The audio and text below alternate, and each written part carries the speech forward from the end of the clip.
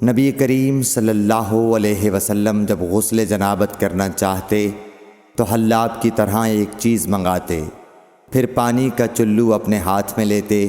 اور سر کے داہنے حصے سے غسل کی ابتدا کرتے، پھر بائیں حصے کا غسل کرتے، پھر اپنے دونوں ہاتھوں کو سر کے بیچ میں لگاتے تھے۔ صحیح بخاری حدیث نمبر 258۔ ام المومنین میمونہ رضی اللہ تعالی عنہا نے بیان فرمایا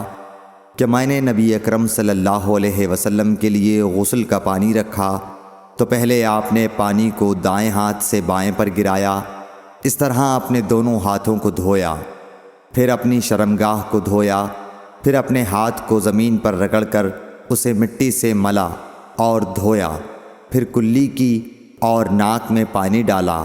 پھر اپنے چہرے کو دھویا اور اپنے سر پر پانی بہایا، پھر ایک طرف ہو کر دونوں پاؤں دھوئے،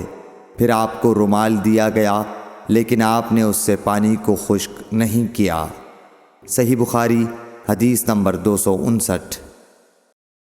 نبی کریم صلی اللہ علیہ وسلم نے غسل جنابت کیا تو پہلے اپنی شرمگاہ کو اپنے ہاتھ سے دھویا، پھر ہاتھ کو دیوار پر رگڑ کر دھویا، پھر نماز کی طرح وضو کیا، اور جب آپ اپنے غسل سے فارغ ہو گئے تو دونوں پاؤں دھوئے۔ صحیح بخاری حدیث نمبر 260۔